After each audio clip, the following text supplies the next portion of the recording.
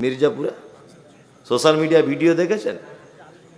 হাজি সুলাইমান কি স্কুল, এই তো হাজি সুলাইমান হাই স্কুল মির্জাপুরে সোশ্যাল মিডিয়াতে তোলপাড় চলছে। মানে শিক্ষকরা ক্যামেরা করছে আর ছাত্ররা ড্যান্স করছে। কি আশ্চর্য ব্যাপার! দেখেছেন সোশ্যাল মিডিয়াতে? আমি দেখেছি আজকে। আল্লাহু আকবার। বলছি বলে আমি বদনাম করছি না, আল্লাহর কসম।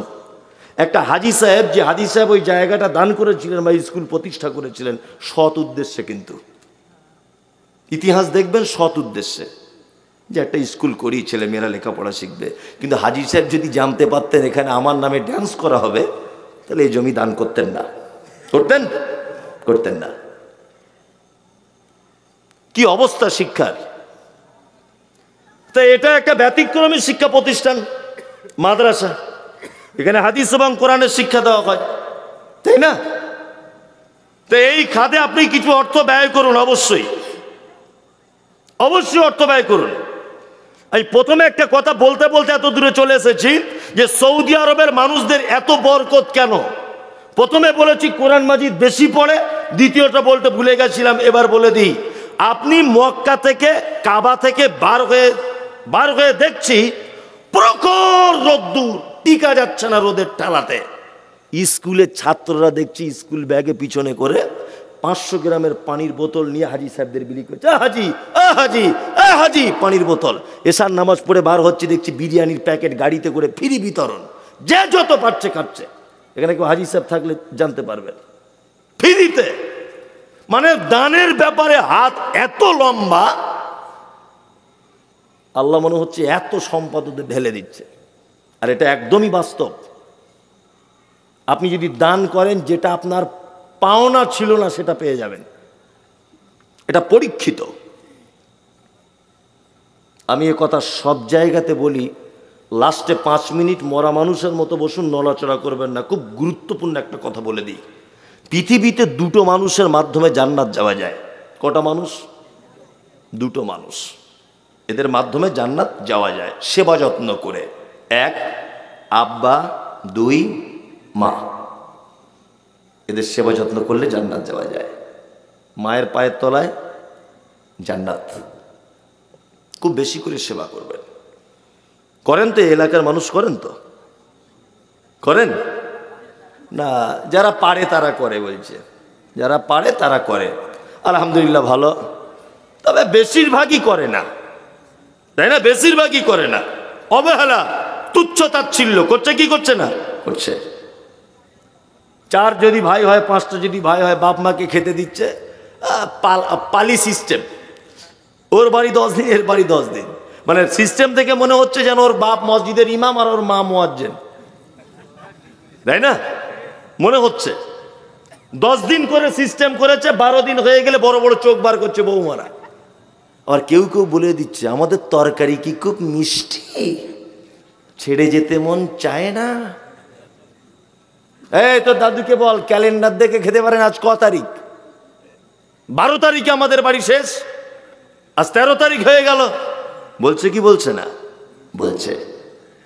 এটা সব জায়গাতে বলি, আজকেও বলবো, শুধু মাদ্রাসা বলে বলছি। আপনারা 4 ভাই, 4 ভাই আপনারা দিল্লিতে কাজে গেছেন রাজমিস্ত্রির। তা রাজমিস্ত্রি কাজে ঈদের 1 সপ্তাহ আগে বাড়ি আসছেন। আপনি আপনার স্ত্রীকে ফোন করে বলছেন, হ্যালো রোকাইয়া, শুনছ? শুক্রবারে বাড়ি যাব, তোমার জন্য কিছু নিয়ে যাব। বলছি উড়ি বাবা, নিয়ে আসবে না মানে? লাল টকটকে একটা শাড়ি, ছেলের জন্য একটা প্যান্ট, মেয়ের জন্য একটা চুড়িদার, আমার বোনের জন্য 2টো চুড়িদারের কাপড় নিয়ে আসবে, মানে শালির জন্যে। সব কেনাকাটা রেডি। ওর স্ত্রী আবার ফোন করেছে ডেকে, কেনাকাটা ঠিকঠাক করে করেছো তো? সাইজগুলো দেখে নিয়েছো তো? হ্যাঁ, হবে তো ঠিকঠাক? ও বলছে সব কেনাকাটা রেডি। তা বলছে তুমি কি দোকান থেকে বার হয়েছো? বলছে না, বার হইনি। ওই আব্বার জন্য একটা লুঙ্গি ঈদের দিনে পরবে, আর মায়ের জন্য একটা শাড়ি পছন্দ করছি। তখন ওর স্ত্রী ধুমকি দিয়ে বলছে, কেন তুমি কেন শাড়ি জামা প্রতি বছরে কিনবে? আর 3টে ভাই চোখে দেখতে পাই না? বাড়ি চলে এসো, কিনতে হবে না, তোমার যা কেনাকাটা হয়েছে হয়ে যাবে, আমাদের চলে এসো। 4 ভাই, তাদের বউ এরকম হুমকি দেওয়ার কারণে 4 জনাই বাড়ি চলে এসেছে। ঈদের দিনে মসজিদে সকালে মাইক আওয়াজ হচ্ছে, আল্লাহু আকবার, আল্লাহু আকবার, লা ইলাহা ইল্লাল্লাহ, আল্লাহু আকবার, আল্লাহু আকবার, ওয়ালিল্লাহিল হামদ। হয় না? সবাই নতুন জামা পরে ঈদগাহে যাচ্ছে। তোমার আব্বার বয়স 85 থেকে 90, তোমার মায়ের বয়স প্রায় 80-র কাছাকাছি। তোমাদের 4 ভাইয়ের 2 তলা বাড়ি, তো তোমার মা সিঁড়ি দিয়ে উঠতে পারে না বলে 4 ভাই যুক্তি করে ছোট ভাইয়ের সিঁড়ির তলাতে মশারি টাঙিয়ে তোমার মাকে রেখে দিয়েছে। তোমার মা একটু চোখে কম দেখে। ঈদের দিনে সবাই যখন চলে যাচ্ছে, তোমার মা তখন কাঁদো কাঁদো কণ্ঠে তোমার আব্বাকে ডেকে বলছে, সাইফুলের আব্বা, তুমি নামাজ পড়তে যাবে না? বলতে যাবো তো, কিন্তু জামাটা খুঁজে পাচ্ছি না, কোথায় আছে। তোমার মা মশারির ভিতর থেকে আস্তে আস্তে আস্তে আস্তে করে বার হয়ে পুরাতন বাক্সতে গত বছরের একটা পাঞ্জাবি ছিল, বার করে দিয়ে বলেছে, তুমি যাও। হাতে লাঠি নিয়ে আস্তে আস্তে করে তোমার আব্বা ঈদগাহ পর্যন্ত গেল। নামাজ পড়া শেষ হয়ে গেল, তুমি ছেলে মেয়ে নিয়ে বাড়িতে খাসির মাংস, পোলাও, বিরিয়ানি করে খাচ্ছ। তোমার আব্বা লাঠি নিয়ে আস্তে আস্তে করে এসে তোমার মেন গেটের সাইডে অনেকটা হেঁটেছে বলে একটু রেস্ট করছে। দুপুর 2টো পর্যন্ত বসে আছে বুড়ো মানুষটা। 4টে বৌমা, কেউ 1 পেয়ালা গোস্ত আর 2টো রুটি দিয়ে গেল না। তোমার মা দুপুর 2টো পর্যন্ত মশারির ভিতরে শুয়ে আছে, কেউ তুলে ঈদের দিনে গোসল করিয়ে পর্যন্ত দিল না। কেন এই অবস্থা? তোমার আব্বার মাত্র আজকে রাজ সিংহাসনে বসে থাকা উচিত ছিল। 4টে বেটা, 6টা-7টা পোতা, 4টে বৌমা, তারপরেও তোমার আব্বা মায়ের এই অবস্থা কেন? হ্যাঁ, পৃথিবীতে সব থেকে যদি বেশি অপরাধিনী বা অপরাধ যদি কেউ করে, তোমার আব্বা তোমার মায়ের থেকে বদমায়েশ আর খারাপ লোক পৃথিবীতে কেউ নেই। ওই জন্য ঈদের দিন আজকে তাদের এই অবস্থা। তোমার মায়ের অপরাধের কথাটা একটা একটা করে বলি। তোমার মায়ের অপরাধ কি জানো? আজকে তার ঈদের দিনে সাজা হচ্ছে, মশারির ভিতরে শুয়ে ডুকরে ডুকরে নাতি পোতাদের জন্য কাঁদছে, চোখ দিয়ে পানি ঝরছে, তোমাকে বারবার নাম ধরে ডাকছে, আব্দুল্লাহ একটু ঈদের দিনে দেখা করতে এলি না বেটা? আবু সুফিয়ান একটু আমার নাম ধরে ডাকলি না মা বলে? কোথায় তোরা? তোমার মায়ের অপরাধ হচ্ছে এই, তোমার মা এই গ্রামের একজন পর্দানাসীন মহিলা ছিল। জীবনে কোনোদিন কোনো পরপুরুষের সামনে মুখ তুলে কথা বলতো না, কোনোদিন। পুরুষ মানুষ দেখলে ঘোমটা দিয়ে দূরে চলে যেত, এত লজ্জাপতি মহিলা। কিন্তু তোমার মতোই বদমাশ ছেলেকে জন্ম দিতে গিয়ে বহরমপুর সদর হাসপাতালে পরপুরুষের সামনে সায়া ব্লাউজ খুলে উলঙ্গ হয়ে বেডে শুতে হয়েছিল তোমাকে ডেলিভারি করার জন্যে। তোমার মায়ের জীবনের প্রথম অপরাধ যে তোমার জন্য তোমার যে মা মুখ দেখাতো না, সে মা তার লজ্জার স্থান দেখিয়েছে পরপুরুষ ডাক্তারকে। এটা তোমার মায়ের জীবনের প্রথম অপরাধ। তোমার মায়ের দ্বিতীয় অপরাধ কি না? তোমার মায়ের মাথার চুল কালো কুচকুচে, হাঁটু পর্যন্ত দুলতো। পাড়ার মেয়েরা তোমার মায়ের মাথার চুল দেখতে আসতো মাঝে মধ্যে। ডাক্তার বাবুরা যখন সিজার করে তোমাকে পৃথিবীর আলো যখন দেখিয়েছে, তোমার মায়ের কালো কুচকুচে কোমর পর্যন্ত দোলানো চুল ওর লাল রক্তে জমাট বেঁধে গিয়েছিল। এটা তোমার মায়ের দ্বিতীয় বড় অপরাধ। তোমার মায়ের 3 নম্বরের অপরাধ, তোমার মা জীবনে ভয়ে কোনোদিন ইনজেকশন পর্যন্ত ডাক্তারের কাছে নিতে পারতো না।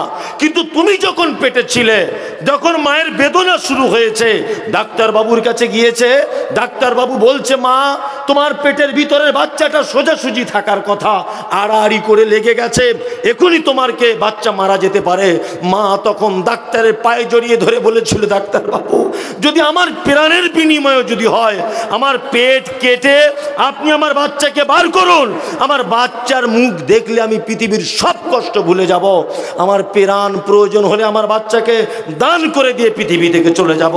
সেই যে ডাক্তারবাবু তোমার মায়ের পেটের চামড়া হাঁসের ডিমের মতো সাদা চকচকে ফর্সা ক্যাচ করে কেটে দিল, তোমাকে পৃথিবীতে নিয়ে এলো, সেই যে মোটা সূচ আর সুতো দিয়ে তোমার মায়ের পেট সেলাই করে দিল, আজও 85 বছর বয়সে মশারির ভিতরে তোমার মা সেই ব্যথা বেদনা অনুভব করে। তোমার মাকে জানো? তোমার মা ওই অপরাধিনী। চিকিৎসা বিজ্ঞানীরা বলেছে প্রত্যেক দিন একটা বাচ্চা তার মায়ের 8 বার দুধ পান করে, 8 বারে প্রত্যেকবারে 250 গ্রাম করে দুধ পান করে। এক একবারে যদি 250 গ্রাম করে দুধ পান করে, 24 ঘন্টায় যদি 8 বার যদি দুধ পান করার প্রয়োজন হয়, হিসাব করলে দেখা যাবে 50 টাকা যদি দুধের লিটার হয়, 90,000 টাকা একটা বাচ্চা তার মায়ের দুধ পান করে। তোমার মা তোমাকে দিয়ে নানির বাড়ি যাচ্ছিল, বাসে উঠেছে, বহরমপুরে নানির বাড়ি, বাসে তোমার মা কোনো রকম সিটে বসেছে, আর তুমি তোমার মাকে বলছে আম্মু একটু দুধ দে না, তোতলা তোতলা করে বলছেন। তখন আপনার 1.5 বছর বয়স। আপনার মা পাড়া গ্রামের মেয়ে, লজ্জা করছে, কি করে ব্লাউজের হুকগুলো খুলবো। যুবক ছেলেরা তোমার মায়ের দিকে ফ্যাল ফ্যাল করে দেখছে। তুমি যখন 4-5 বার বলছো মা দুধ খাবো, তোমার মা তখন লজ্জার শরম সব বাদ দিয়ে বুকের ব্লাউজ খুলে বুকের লজ্জাস্থানটা তোমার মুখে দিয়ে বোঁটাটা ধরিয়ে দিয়ে একদিকে তোমাকে আগলিয়ে রেখেছে, আর একদিকে পিঠের কাপড়টা ঠিক করছে, বারবার মাথায় ওড়নাটা ঢাকছে। তোমার মা যদি সেদিন একবার বলে দিত খুব লজ্জা করছে বাবু এখানে দুধ দেবো না, রাস্তায় জাম, বহরমপুর পৌঁছাতে 1 ঘন্টা টাইম লাগবে, তোমার কচি কণ্ঠনালী আটকে তুমি সেদিন মারা যেতে। এটা তোমার মায়ের অবদান। তোমার আব্বার, তুমি ভালো মিশনে পড়বে বলে, ভালো জায়গায় তোমাকে পৌঁছাবে বলে নিজে কোনোদিন ভালো জামা কাপড় পরেনি, এটা তোমার বাপের অবদান। তুমি স্কুলে যাবে, সাইকেলের জন্য তোমার মায়ের কাছে বারবার বলছিলে, মা একটা সাইকেল কিনে দিলে হয় না? শফিকুল, আশরাফুল, কামরুল, ফয়জুল সবাই সাইকেলে করে যায়। তোমার মা ফোন করে তোমার আব্বাকে বলেছিল আমাদের আব্দুল্লাহকে একটা পুরাতন সাইকেল দিলে হয় না? তোমার আব্বা রাজমিস্ত্রি কাজ করতে 10টায় টিফিন খরচা বাবদ 30 টাকা পেত, 30 টাকা জমিয়ে তোমার মায়ের অ্যাকাউন্টে ফেলে দিয়ে বলেছিল আব্দুল্লাহকে একটা সাইকেল কিনে দিও। এটা তোমার আব্বা, এটা তোমার আব্বা। ওই জন্য কোরআন মাজিদ সারা পৃথিবীতে যত সম্পর্ক আছে সমস্ত সম্পর্কের থেকে উচ্চ শিখরে পৌঁছে দিয়েছে পিতামাতাকে। আল্লাহ তাআলা বলেন সারা পৃথিবীতে যত ভালোবাসার মানুষ আছে, কুল ইন কানা আবাউকুম, নবী আপনি বলে দেন সারা পৃথিবীতে যত প্রেম প্রীতি ভালোবাসার বস্তু আছে, পিতা মাতার থেকে ভালোবাসার আর কোনো জিনিস নাই। শুধু এই নয়, আল্লাহ পবিত্র কোরআনে এমন সিকিউরিটি দিয়েছেন পিতা মাতার ব্যাপারে, বলতে গিয়ে বলেছেন উফেউ আলা তানহারহুমা ওয়া কুল্লাহুমা কাওলান কারীমা। তোমার আব্বা মায়ের সঙ্গে এমন ভদ্রভাবে কথা বলো, এমন নম্রতা অবলম্বন করো, এমন শ্রদ্ধাশীল তুমি হও, তোমার আব্বা মা যেন তোমার কথায় বিরক্ত হয়ে শব্দটুকু যেন বলে না দেয়। আল্লাহ তাআলা পিতা মাতার ব্যাপারে বলতে গিয়ে সূরা বাকারাতে আবার বলছেন ইয়াসআলুনাকা মাযা ইউনফিকুন কুল মা আনফাকতুম মিন খাইরিন ফালিল ওয়ালিদাইন ওয়াল আকরাবিন ওয়াল ইয়াতামা ওয়াল মাসাকিন ওয়া বনিস সাবিল ওয়া মা তাফআলু মিন খাইরিন ফাইন্নাল্লাহা বিহি আলিম। নবীজিকে জিজ্ঞাসা করা হচ্ছে, নবী সাল্লাল্লাহু আলাইহি ওয়াসাল্লাম আপনি বলুন সারা পৃথিবীতে আমরা যত টাকা পয়সা ব্যয় করি, যত টাকা পয়সা আমরা দান ধন করি, উত্তম দানের জায়গা কোনটা, উত্তম খরচা আমরা কি করি? আল্লাহ নবী সাল্লাল্লাহু আলাইহি ওয়াসাল্লামকে বলা হচ্ছে নবী আপনি বলুন কুল মা আনফাকতুম মিন খাইরিন মা আনফাকতুম মিন খাইরিন ফালিল ওয়ালিদাইন। পৃথিবীতে একটা মানুষ যত টাকা পয়সা ব্যয় করে, মাদ্রাসা, মসজিদ, মক্তব, অনাথ আশ্রম, এতিম ফকির, দুস্থ ফকির, অভাবী, বিধবা, যাদেরকে যে পর্যায়ে মানুষ দান করে, আল্লাহ তাআলা বলছেন তুমি তোমার পিতা মাতার জন্য যে টাকাটা খরচা করো, এর থেকে পৃথিবীতে উত্তম ভালো দানের জায়গা আর কোনো জায়গা নেই, এর থেকে উত্তম খরচা করার জায়গা আর কোনো জায়গা নেই। তাই বলে আমি বলেছি এ কথা আগে, মাদ্রাসায় 1 টাকা দান করলে 1টা নেকি হতে পারে, জলসা থেকে বাড়ি যাওয়ার সময় ওই 1 টাকা দিয়ে আপনার মায়ের জন্য একটা দাঁতন কিনে নিয়ে যান, 10 লক্ষ নেকি আশা করতে পারেন। এটা আল্লাহর ভাষা অনুযায়ী উত্তম খরচা করার জায়গা। 2-5 জন মানুষ বলিয়েন তো ভাই যে আমি এই মাদ্রাসায় আমার আব্বা মায়ের জন্য আমি 10,000 টাকা নিয়ত করছি, আমার আব্বা মায়ের জন্য দেব। একটা লোক বলুন তো যে 90,000 টাকা দুধ খেয়েছি, আপনি যখন বলছেন মৌলানা আমি আমার আব্বার মায়ের জন্য দেবো, এই 10,000 টাকাটা দিয়ে দিলাম। একটা লোক বলুন দেখি, কেউ আছেন? একটা লোক বলুন তো দেখি যে আমি আমার আব্বা মায়ের জন্য দিব, একবারে না হয় 2 বারে দিব। নাই, আসলে বোকামিটা আমারই হচ্ছে। একটা জমিতে বারবার তো চাষ দেওয়া ঠিক নয়। তারপরেও এখন বিভিন্ন জনের হালের বিভিন্ন রকমের কোয়ালিটি থাকে, তো তাই না? আউয়ালের যেটা ছিল ওর কোয়ালিটিতে করেছে, আমি এমনি আদায় টাদায় করতে পারি না খুব একটা, তারপরেও আপনাদের কাছে আবদারটা রাখলাম, কেন আমার তার আবদার করতে পয়সা লাগছে না, ওই জন্য করলাম। একটা লোক অন্তত 5,000 টাকা একদম হাতটা তুলে বলুন যে আমি আমার আব্বা মায়ের জন্য আমি দেব, তারা বেঁচে থাক বা মারা যাক, আমি নিয়ত করলাম। একটা লোকও যদি হতেন আমি আজকে নিজেকে খুব ধন্য মনে করতাম যে একটা লোক বাপ মায়ের কথা বলে মনটা নরম হয়েছে। কেউ নাই তো? যাই হোক, এখন একটা লোক যদি অন্তত হাতটা তুলে বলতেছে আমি 1-2 হাজারও দিব, তবুও মনটা সান্ত্বনা দিত। আসলে সবাই দিয়ে দিয়েছে, এটাই হচ্ছে মেন ব্যাপার। তারপরেও লিস্টে কিছু আছে। বেনামিতে মৃত বাবার জন্য দিয়েছেন 10,000 টাকা। আল্লাহুম্মা সাল্লি আলাইহি আল্লাহুম্মা বারিক আলাই। এটা হচ্ছে উত্তম দোয়া। আমরা সত্যি এগুলো মানে একটু বর্জন করুন আস্তে আস্তে। আমি এগুলো করেছি আগে, ওগো আল্লাহ দয়াময়, বিশাল সুরটার করে এই দোয়া টোয়া করা, এগুলো ইসলামে নেই, তাই তো শেখ? ইসলামে নেই। এমনি কেউ দান করলো, আল্লাহ তুমি তার মালে বরকত দাও, এতটুকুই, তাই না? আল্লাহ তার পরিবারে বরকত দান করো, এতটুকুই। আমরা আবার এমন মানে ওই যে সেই বলেছি বেদাতার পায়খানার আতরে একটা ঘটনা, মানে ভুল করে করে এমন পর্যায়ে পৌঁছে গেছি যে ওইটা না করলে আমাদের আরাম হয় না।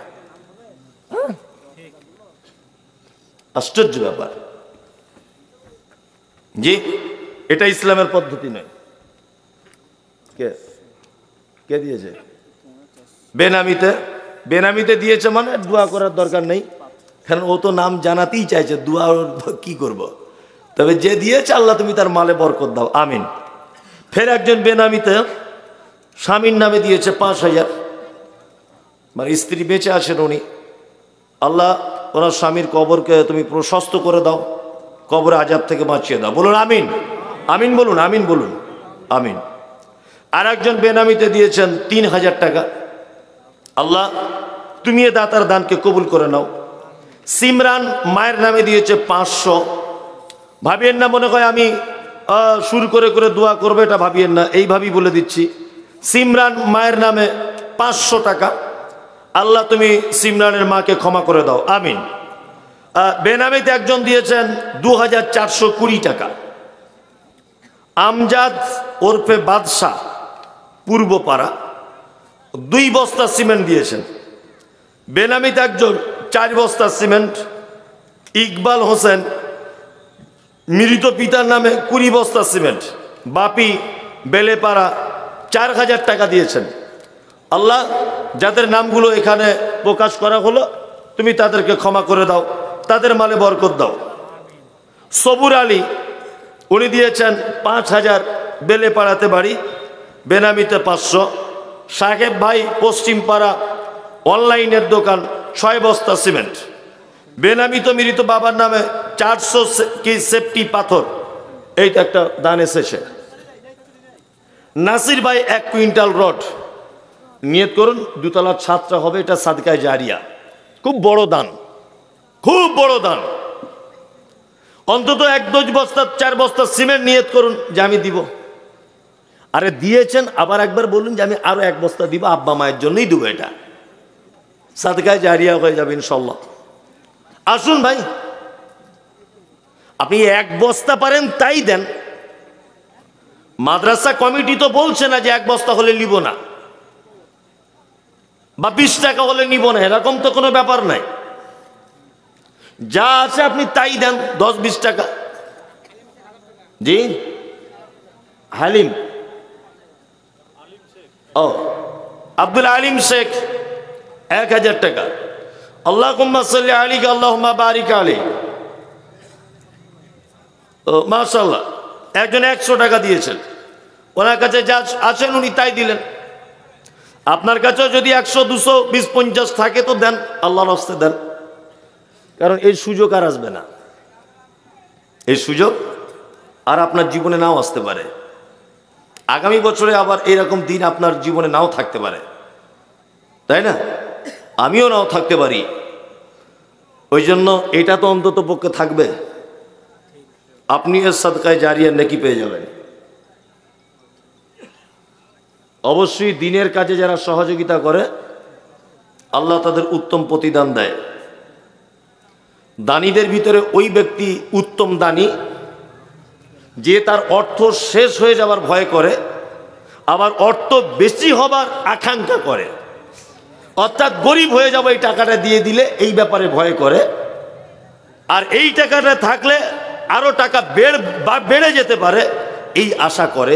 এই মুহূর্তে যদি কোনো মানুষ দান করে এটা হচ্ছে উত্তম দান। আসুন ভাই, কেউ আছেন? দেন, এই হচ্ছে ভালো। একজন 20 টাকা দিয়েছেন, তো আলহামদুলিল্লাহ, আলহামদুলিল্লাহ, কোনো সমস্যা নেই। তো আপনিও 10 টাকা দেন। 10 টাকা করে যদি এখানে 500 জন লোক দেন তাহলে তো হয়ে গেল অনেক টাকা, অনেক টাকা হয়ে গেল। দেন, যার কাছে যা আছে একটু আনুন, মেহরবানি করুন, এটা একটা প্রতিষ্ঠান। আলহামদুলিল্লাহ, দেন। কি নাম তোমার? একজন 30 টাকা দিয়েছে, একজন 100 টাকা দিয়েছেন। আল্লাহ তুমি এদের দানকে কবুল করে নাও। আল্লাহুম্মা সাল্লি আলাইহি আল্লাহুম্মা বারিক আলাইহি। আল্লাহ যারা দান করছে তাদেরকে সুস্থতা দান করো, আর যারা দান করতে পারছে না, হয়তো তার আর্থিক অবস্থা খারাপ, আল্লাহ তুমি তার মালে বারাকা দান করো, আর আগামীতে করার তৌফিক দান করো। আর যারা করছেন, বিশেষ করে এটা আপনাদের কাছে একান্ত আবেদন এবং একটা মারাত্মক ঘোষণা যে দান যখন করবেন আপনার আব্বা মায়ের জন্য বেশি করে করার চেষ্টা করবেন। সবসময় আব্বা মায়ের জন্য বেশি করে দান করবেন। আর বাপেদেরকে বলছি, আপনি বেঁচে আছেন যখন দান যদি করেন বেটাদের জন্য করবেন। যদি বলছেন বেটারা তো ইনকাম করতে শিখেছে, ওদের জন্য দান করব কেন? আমি বুড়ো মানুষ। দেখুন, আপনি যদি আপনার সন্তানের জন্য দান করেন তাহলে আপনার সন্তান এটা জেনে যাচ্ছে সবার সামনে, বা সেই মজলিসে বসে দেখবে যে আমার আব্বা বুড়ো বয়সে আমাদের জন্য দান করত। আপনি যখন থাকবেন না ওই কথা ভেবে আবার আপনারও জন্য আপনার বেটারা কিছু দান করবে, এটা একটা শিক্ষা। ওই জন্য বাড়িতে ভিখারি মিসকিন ফকির এলে বাড়ির বাচ্চাদেরকে দিয়ে ভিক পাঠাতে হয় সব সময়তে, মানে বাচ্চারা যাতে শিখতে পারে যে আমার মা কোনো ভিখারিকে কখনো ফেরত দিত না, এটা শিক্ষা।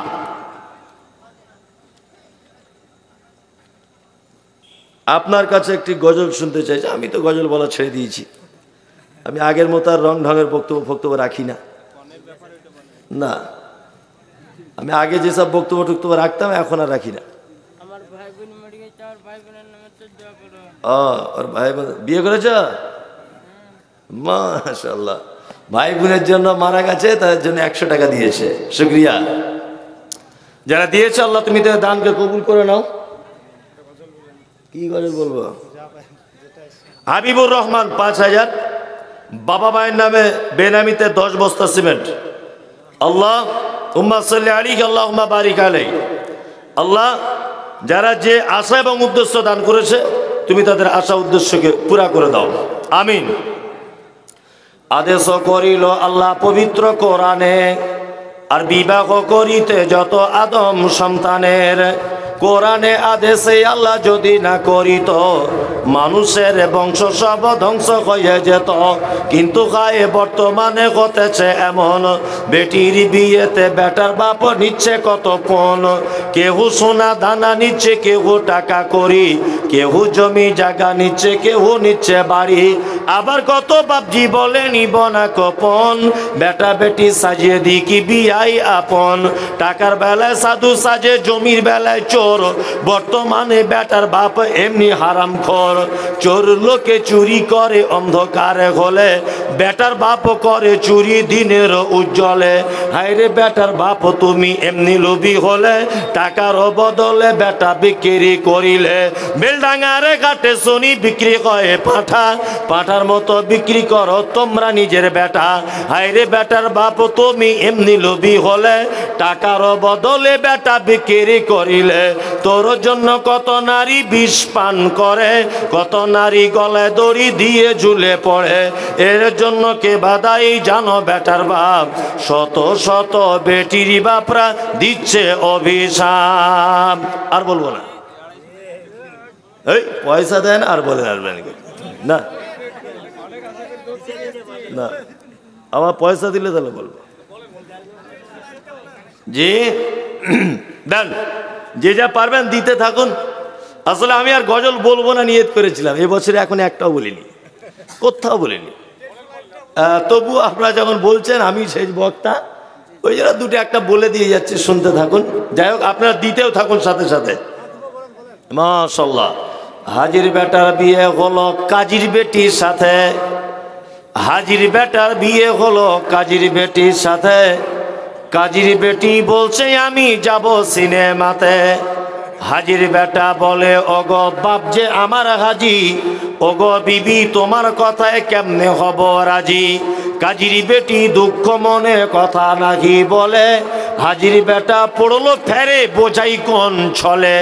সিনেমা দেখা মেয়ে মানুষ ঘরে রাখা দায়, অবশেষে রাজি হতে হলো নিরুপায়। হাজির বেটা বলে শোনো শোনো গো সুন্দরী, আমার স্যুট আমার জামা পড়ো তাড়াতাড়ি। দুই বন্ধুর মতো তারা গেল সিনেমাতে, রাস্তা তাদের জানা আছে সন্দেহ নাই তাতে। বিয়ের আগে কত গেছে হিসাব কে বা রাখে, হলের সামনে দাঁড়িয়ে গেল লাগলো আলোর ছটা। অনেক দিনের পুরাতন বন্ধুর সাথে হলো দেখা।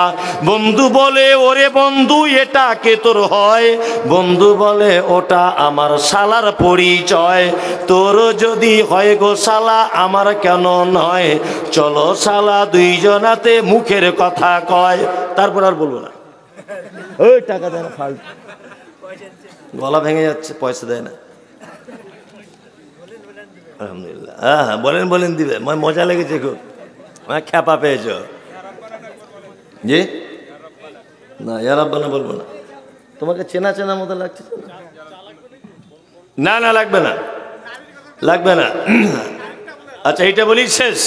রাগ করো না বলছি আমি শোনো দিয়া মন, কেমন এতে মোদের ঘরে নারীর আগমন। রাগ করো না বলছি আমি শোনো দিয়া মন, কেমন এতে মোদের ঘরে নারীর আগমন। যতই করো নামাজ রোজা দেখো পরহেজগারি, বাজারেতে কিনলে শাড়ি সঙ্গে পাবো নারী। আসল নারী মা খাওয়া এলো দুনিয়াতে, ওই নারী হতে এত নারী হিসাব কে বা রাখে। বর্তমানে দেখি শুধু নারীর আমদানি, নারীর ফটোয় ব্যবসা চালায় হাজারো দোকানি। মৌলবী ও মাওলানার হাজি গাজী ভাই, বর্তমানে নারীর হাতে বাঁচার উপায় নাই। রেডিও টেলিভিশন আরো সিনেমা হলে দলে দলে যাচ্ছে পুরুষ নারী আছে বলে। দেশলাইটা হাতে নিয়ে ঠুকতে যাব কাঠি, ঠোকার আগে তার উপরে আছে নারীর পাটি। নববর্ষের দিনে দেখো হাজার দোকানদার, নববর্ষের দিনে দেখো হাজার দোকানদার, হরেক রকম নারী মার্কা ফটো দিয়ে দিচ্ছে ক্যালেন্ডার। বাজারেতে চা বিস্কুট আনবে সবাই কিনে, সেটাই দেখো নারীর ফটো বিস্কুটের ওই টিনে। আলকাতরা টিনে দেখো নারীর ফটো আছে, বেশি দামে আলকাতরা বিক্রি হবে বলে। পানের সঙ্গে জর্দা খাবে 300 পাতির কোটো, সেটাই দেখো বাদানাইকো আছে নারীর ফটো। বাজারেতে চা বিস্কুট আনে সবাই কিনে, সেটাই দেখো নারীর ফটো বিস্কুটের ওই টিনে। আজকালকার নারীদের কি বলিব গায়ে, লজ্জা শরম নাইকো তাদের, রাস্তাঘাটে দেখা যায়। আর বলবো না। মেয়েরা বলছে গজল চালাক, একটা মেয়ে 5টা টাকা দিল না।